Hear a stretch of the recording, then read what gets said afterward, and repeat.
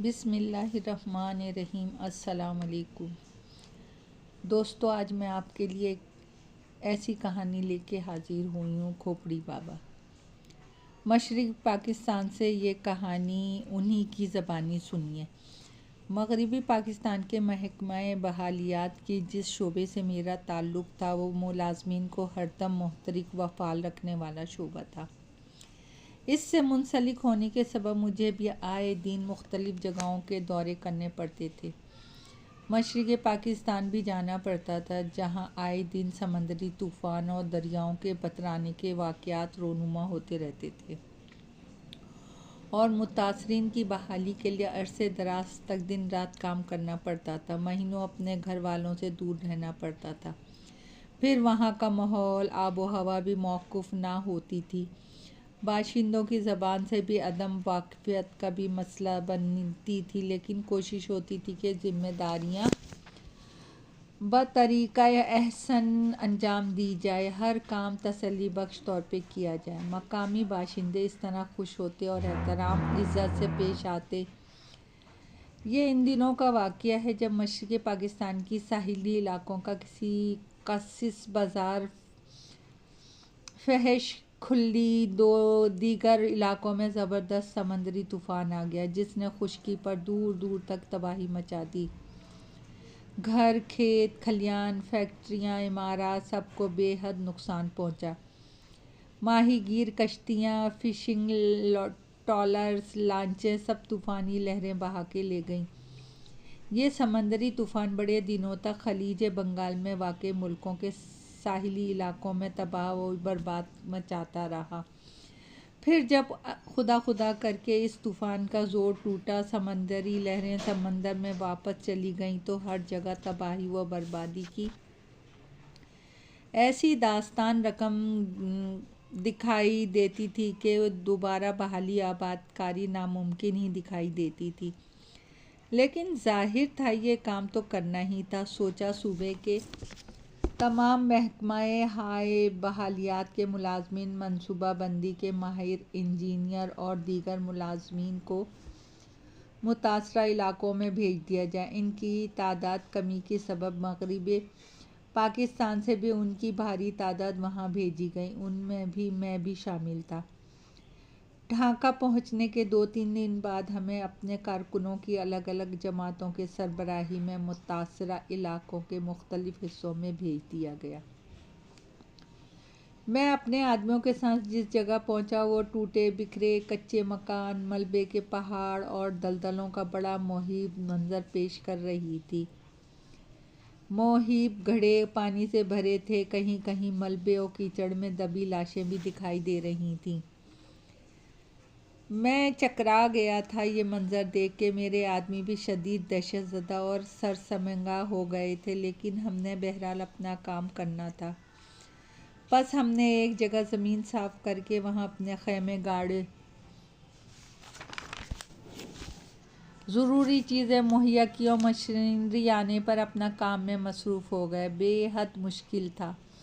Malaria, सांपों का खौफ भी था, लेकिन हमारे पास तमाम ज़रूरी दवायात, अद्वियात और इलाज मौजूद था, इसलिए हमारा काम दिन रात जारी रहा। मज़दूरों की एक जमात जब मुद्दत मुकर्रर तक काम कर लेती तो इसकी जगह ताज़ा दम मज़दूरों की जमात आ जाती। यूँ काम बग़ैर रुके चलता रहा।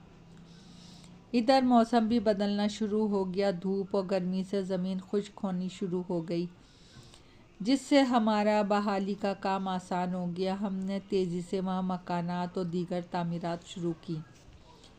मुख्तसर सी बस्ती थी, हमारा काम जल्दी मुकम्मल हो गया। अब तक खैमों में रहने वाले इधर उधर बिखरे और बस्ती के रिहायशी अपने घरों में वापस आना शुरू हो गए और अपने पेशा माहीगीरी, कश्ती रानी और खेती बाड़ी में मसरूफ़ हो गए और जल्दी बस्ती आबाद होकर चहल पहल शुरू हो गई। अब हमने वहाँ अपना काम अपना सामान समेटना शुरू किया। मज़दूर वगैरह तो सब बंगाली थे, वो काम ख़त्म होते ही अपने घरों को चले गए। लेकिन हम मगरिबी पाकिस्तान से आने वालों की वापसी में अभी कुछ देर थी कि हमने ढाका जाके रिपोर्टें वगैरह जमा करवानी थी।